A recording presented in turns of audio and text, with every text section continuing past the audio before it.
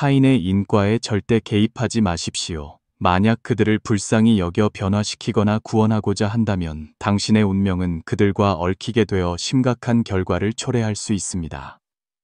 오늘은 타인의 인과에 개입하고 싶지 않다면 모든 결과를 감당할 준비가 되어 있지 않은 한 반드시 지켜야 할 원칙들에 대해 알아보겠습니다. 당신의 삶이 매우 바쁘다는 것을 알고 있습니다. 그럼에도 불구하고 제가 드리는 말씀은 쉽게 받아들여지지 않으며 특히 한 번 들어서는 완전히 이해하기 어렵습니다. 제 조언은 끝까지 시청하시고 시간이 날 때나 집안일을 할 때 여러 번 반복해서 들어보시는 것입니다. 더 편리하도록 재생 목록을 공유하고 저장하십시오. 단 몇 달 안에 당신의 사고방식이 발전하여 새로운 차원으로 도약할 것이라고 확신합니다. 고대인의 지혜가 여러분께 인사드립니다. 절벽에서 떨어지려는 사람을 당신이 막으려 하지만 그 사람이 굳이 뛰어내리려 한다면 당신은 그의 결정을 바꿀 수 없습니다. 편작과 초나라 환공의 이야기가 그 예입니다. 처음 초환공을 만났을 때 편작은 대왕의 병세가 이미 위중하여 제때 치료하지 않으면 더욱 악화될 것이라고 말했습니다. 그러나 초환공은 자신은 병이 없다고 답하며 건강한 사람을 치료하여 자신의 능력을 과시하려는 의원들을 비웃었습니다.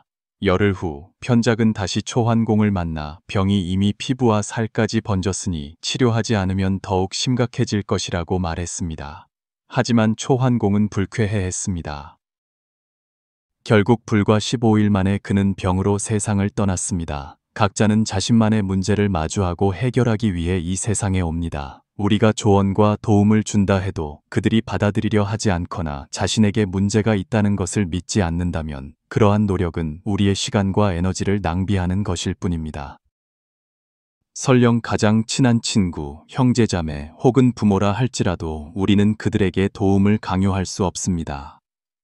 때로는 그들 스스로 일정 수준의 고통을 겪고 나서야 비로소 깨닫게 됩니다. 우리가 할 수 있는 최선은 그들의 선택을 존중하는 것입니다. 배업은 준비되지 않은 자에게 전할 수 없고 길은 가려 하지 않는 자를 인도할 수 없다는 말처럼 말입니다. 어떤 사람들은 고통을 통해서만 깨어날 수 있습니다.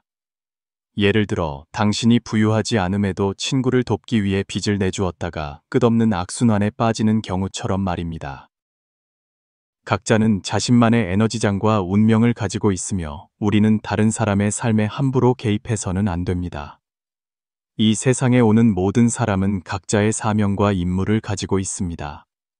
만약 우리가 다른 사람의 인과에 개입하여 그들의 운명을 짊어진다면 그것은 단지 우리 자신의 에너지를 소모할 뿐입니다.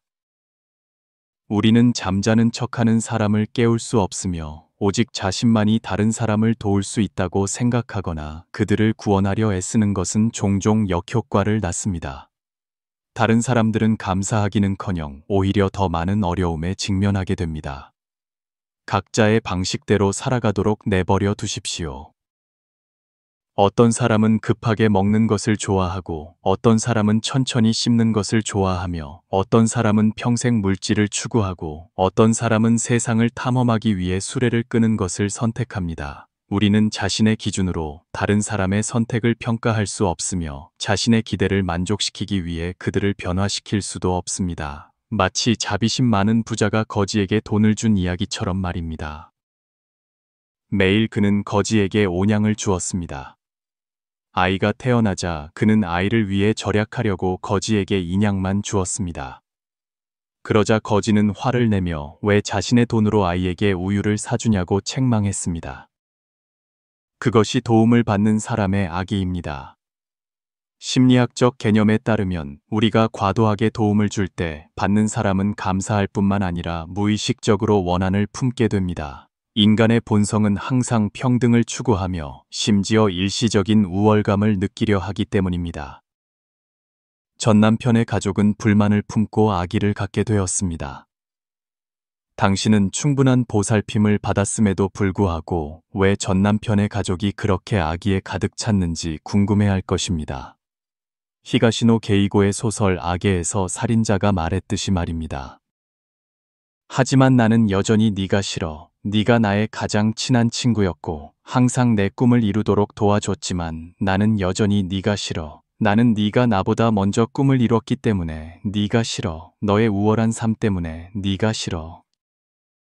내 운이 부족한 나 자신이 싫어. 그리고 나는 그 모든 증오를 너에게 쏟아부었어. 이 구절을 읽고 저는 문득 오싹함을 느꼈습니다. 그러나 이것이 다른 사람이 어려움에 처했을 때 우리가 그저 방관하고 돕지 말아야 한다는 의미는 아닙니다. 하지만 그들이 요청하지 않는다면 굳이 먼저 나서서 도울 필요는 없습니다.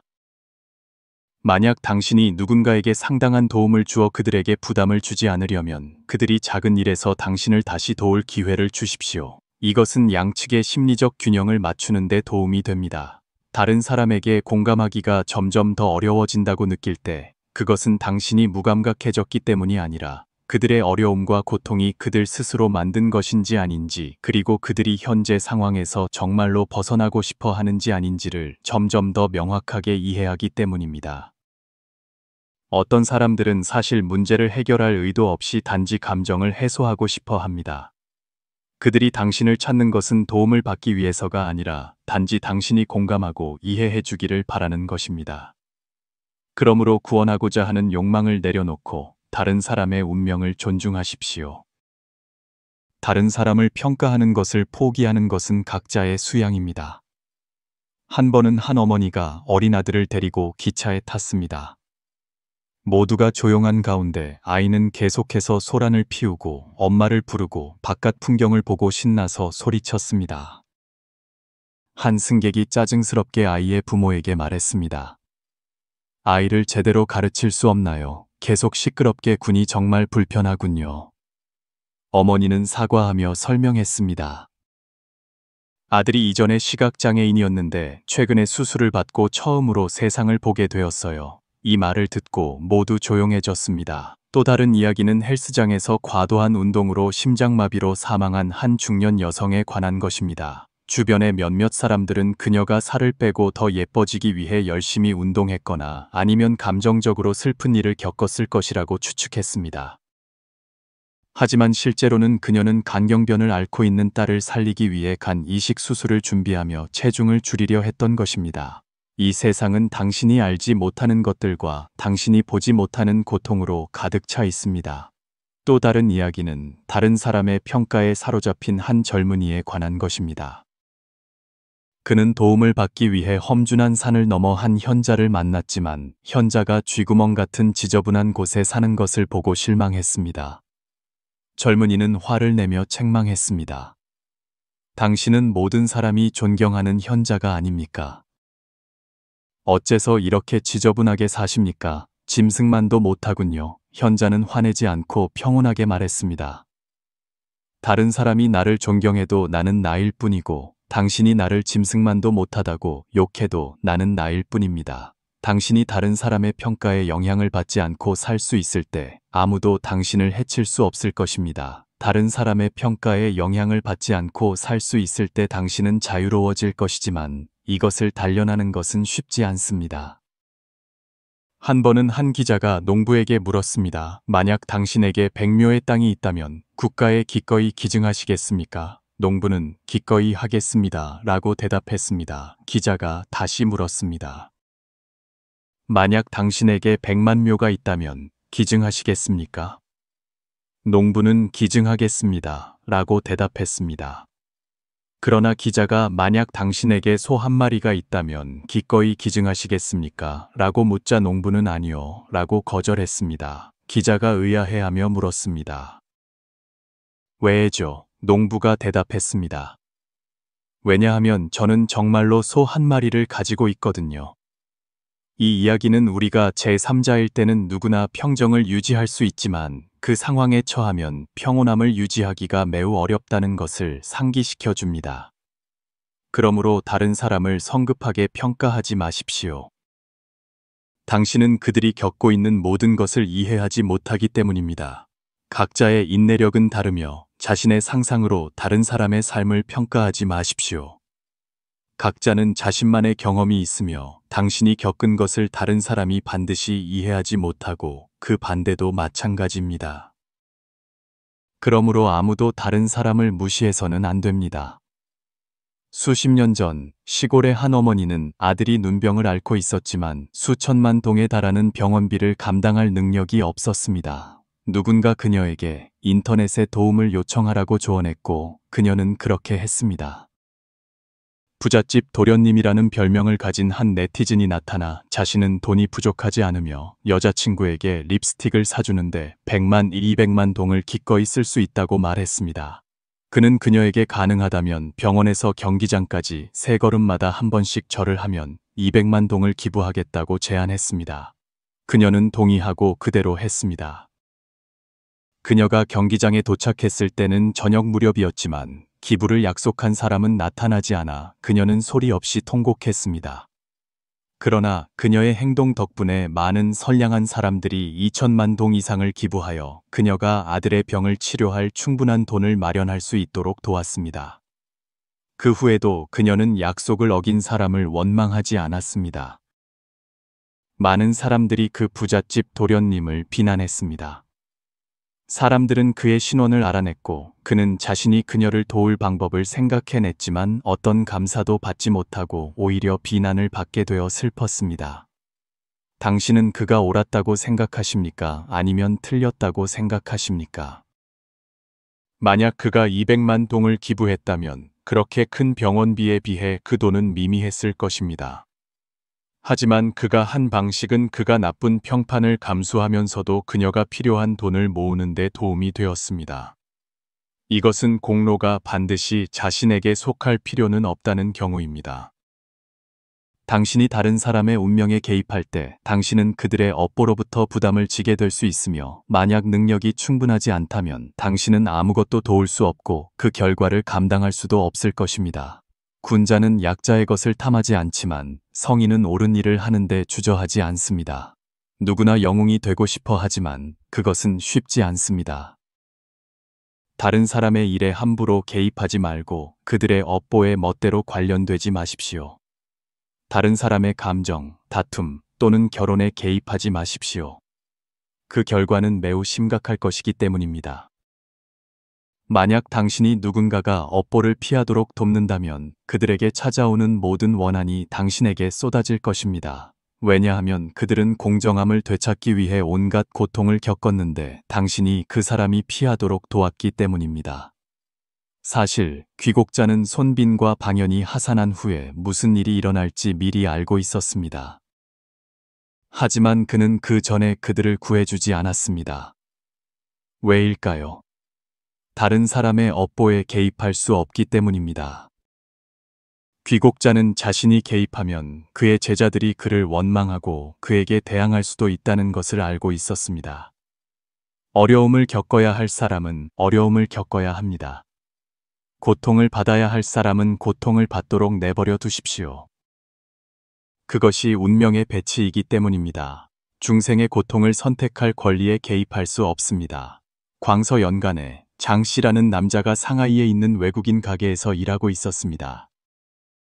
어느 날 사장이 그에게 빚을 받아오라고 시켰고 그는 1800냥이 넘는 은화를 받아왔습니다. 돌아오는 길에 목이 말라 찻집에 들렀습니다. 그러나 은행으로 돌아왔을 때 그는 찻집에 1800냥의 은화를 두고 온 것을 발견했습니다. 그 당시에는 감시 카메라도 없어서 누가 가져갔다면 다시 찾을 방법이 없었습니다.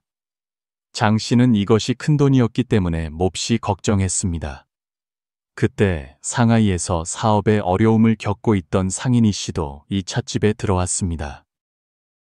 그는 계속되는 사업 실패로 오후에 고향으로 돌아가는 기차표를 사둔 상태였습니다. 시간이 남아 이 씨는 찻집에서 잠시 쉬기로 했습니다. 자리에 앉자마자 그는 의자 위에 작은 가방을 발견했습니다. 열어보니 안에는 많은 돈이 들어 있었습니다. 기뻤지만 이 씨는 이 돈이 자신의 것이 아니라고 생각했습니다. 만약 자신이 가져가면 잃어버린 사람은 어떻게 될까? 그래서 그는 찻집에서 잃어버린 사람이 돌아오기를 기다리기로 했습니다. 마침내 그는 창백한 얼굴로 황급히 뛰어들어오는 한 남자를 보았습니다. 바로 장 씨였습니다. 돈 가방을 다시 본 장 씨는 기뻐하며 이 씨에게 감사했습니다. 심지어 은화의 일부를 나눠주려 했지만 이 씨는 거절했습니다. 다른 방법이 없어 장 씨는 감사하기 위해 이 씨를 잔치에 초대했습니다. 다음 날 장 씨는 맛있는 잔치를 준비했습니다. 이 씨가 도착하자 그는 장 씨에게 돈 가방을 잊어버려 준 덕분이라고 감사 인사를 했습니다. 이 씨는 전날 오후 기차를 놓쳤던 것입니다. 그렇지 않았다면 그도 23명이 사망한 바의 침몰 사고에서 목숨을 잃었을 것입니다. 선에는 선한 보답이 있고 하늘은 착한 사람을 저버리지 않는다는 말이 있습니다. 우리가 한 좋은 일들은 결국 우리 자신에게 돌아옵니다. 한때 한 청년이 암살자였는데 그가 일하는 방식은 매우 특별했습니다. 다른 사람이 스스로 목숨을 끊게 만드는 방식이었습니다. 그는 그것을 떠받들어 죽이기라고 불렀는데, 즉 여자들에게 매우 잘해주고 그들을 높은 곳으로 올려놓은 다음 떨어뜨리는 것이었습니다. 2년 동안 그는 8명의 여자와 사귀었고 모두 절망 속에서 스스로 목숨을 끊었습니다. 그러나 어느 날 그는 물처럼 맑고 순수한 한 여자를 만났습니다. 그는 어린아이처럼 순수하고 순진했습니다. 눈은 빛으로 반짝였습니다. 마음 깊은 곳에서 그는 그 여자를 사랑했고 손을 씻고 은퇴하기로 결심했습니다. 그러나 불행히도 여자는 그의 비밀을 알게 되었고 유서를 남기고 절벽에서 뛰어내려 붉은 신발 한 켤레를 남긴 채 천길 아래로 떨어졌습니다. 그는 고통 속에 무너져 내려 억누를 수 없이 울다가 절벽 아래로 몸을 던졌습니다. 멀리서 여자는 뒤돌아보며 임무가 완료되었다고 전화로 보고했습니다. 만약 당신이 많은 사람에게 상처를 입혔다면 당신이 아주 사랑하는 사람을 만나게 될 때 당신은 인과응보가 왔다는 것을 이해하게 될 것입니다. 라는 말을 본 적이 있습니다.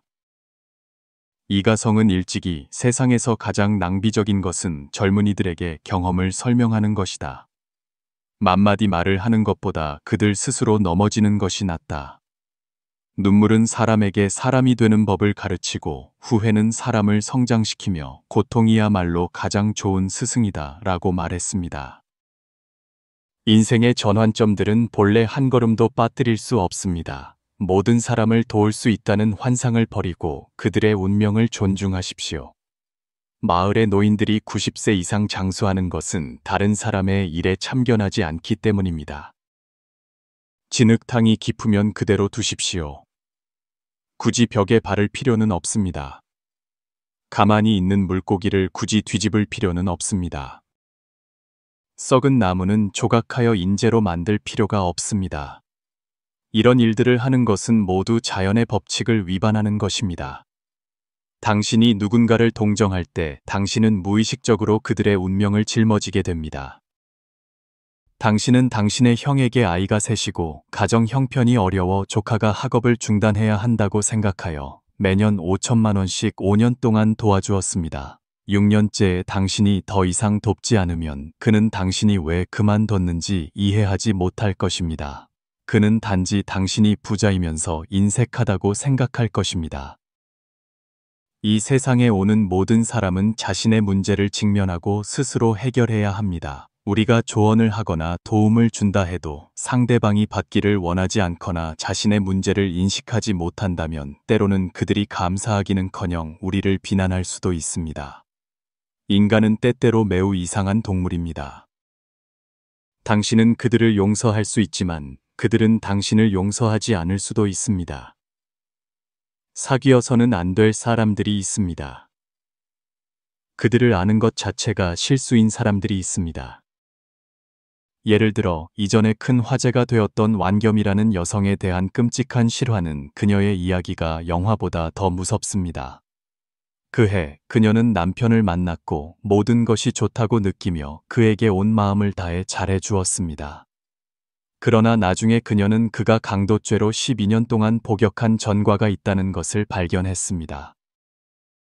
그런데도 그녀는 용서했는데 그것은 일종의 맹목적인 행동이었습니다. 때로는 전과가 있는 모든 사람이 용서받을 가치가 없는 것은 아니지만 문제는 거짓말에 있습니다. 그리고 그것은 용서할 수 없는 일이며 그녀가 거의 목숨을 잃을 뻔한 일로 이어졌습니다. 태국의 병원에 이르러서도 그 남자는 여전히 그녀를 해치려 했습니다. 그때 완념의 무력감과 공포는 극에 달했습니다. 다른 사람의 운명을 존중해야 한다는 것을 기억하십시오. 그들의 고통은 그들이 겪어야 할 것들입니다. 그 고통을 그들을 위해 짊어질 필요는 없습니다. 당신이 누구를 동정하면 당신은 그들의 운명을 짊어지게 됩니다. 당신이 누구에게 공감하면 당신은 그들의 삶을 끌고 가게 됩니다. 어린아이가 아닌 한 누구도 동정하지 마십시오. 성인은 자신의 행동에 책임을 져야 합니다. 불쌍한 사람은 종종 비난받을 만한 구석이 있습니다. 많은 사람들은 자신들의 현재 어려움이 자신들의 이전 행동의 결과라는 것을 깨닫지 못합니다. 당신이 현재 겪고 있는 모든 것은 과거 행동의 결과입니다. 춘추전국 시대의 월왕 구천은 대신들의 조언을 무시하고 오나라와의 전쟁을 결정했습니다. 결국 사로잡혀 노예 생활을 해야 했습니다. 어려운 상황에 처했을 때 그는 법녀를 찾아갔고 법녀는 주역을 사용하여 대과, 다구어라는 궤를 얻었습니다. 이 궤의 결과는 형행미였는데 즉 성공할 것이라는 의미였습니다. 구천은 매우 기뻐하며 자신의 운명이 마침내 형통할 것이라고 믿었습니다. 그러나 법녀는 형통은 결과이며 필요한 조건은 동량동리양, 즉 어려움과 고난을 견뎌야 한다는 것을 상기시켰습니다. 동동이은 기둥으로 강인함을 상징하는 반면 량을량은 들보로 부드러움과 인내를 암시합니다. 원문은 동라오인데 주역 대과고의 괴사 중 동요상야 동나오샹예와 관련지어 기둥이 휜다는 위태로움 속에서 강인함 기둥과 유연함 들보 혹은 노고를 통해 극복하는 의미로 해석한 듯합니다. 한국어로는 기둥과 들보 또는 강인함과 노고, 인내로 풀어 설명할 수 있습니다. 여기서는 원문의 동라오의 의미를 살려 강인함과 노고, 인내로 번역하겠습니다. 구천은 강인한 자질만 있었고 부드러움이 부족했습니다. 법녀의 말을 이해한 그는 고난을 견디기 시작했고 유순함을 배워 마침내 패자가 되었습니다. 이 이야기는 운명이 좋을 것이라는 것을 알더라도 그 결과에 도달하는 과정은 누구도 대신할 수 없다는 것을 보여줍니다.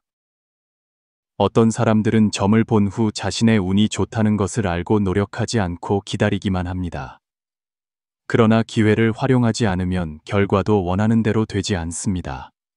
맹목적으로 점을 믿지 마십시오. 시중에 있는 점술가들의 90%는 사기꾼일 뿐입니다. 정말 실력 있는 사람을 만난다고 해도 그 결과가 당신에게 도움이 될까요? 점에는 맞고 틀리는 두 가지 종류가 있습니다. 틀리면 볼 필요가 없습니다. 맞다면 두 가지 가능성이 있습니다. 첫째, 결과가 좋다면 당신은 원래 좋았으니 보지 않아도 괜찮습니다. 둘째, 결과가 나쁘다면 이런 일이 자주 일어납니다. 왜냐하면 당신이 나쁘다고 말해야만 그들이 계명이나 풍수 변경으로 돈을 벌 수 있기 때문입니다.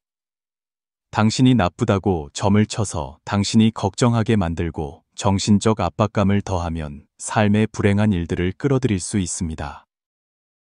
두 사람이 건강검진을 받으러 간 이야기처럼 말입니다. 한 사람은 암에 걸렸고 한 사람은 그렇지 않았지만 그들은 결과를 착각했습니다. 암에 걸린 사람은 살아남았고 그렇지 않은 사람은 사망했습니다. 이것은 부정적인 생각이 나쁜 것을 끌어들일 수 있다는 것을 보여줍니다. 만약 당신이 항상 자신이 운이 없다고 생각한다면 불행한 일들이 점차 나타나 마치 운명에 의해 정해진 것처럼 느끼게 될 것입니다. 그러나 실제로는 당신 자신이 그 결말에 이르게 하여 예언을 현실로 만든 것입니다. 그러므로 쉽게 점을 보러 가지 마십시오. 그것은 그다지 이익을 가져다 주지 않고 단지 당신의 정신을 잃게 하여 남은 인생에 영향을 미칠 뿐입니다. 그리고 더 중요한 것은 제가 공유했듯이 다른 사람의 인과에 절대 개입하지 마십시오.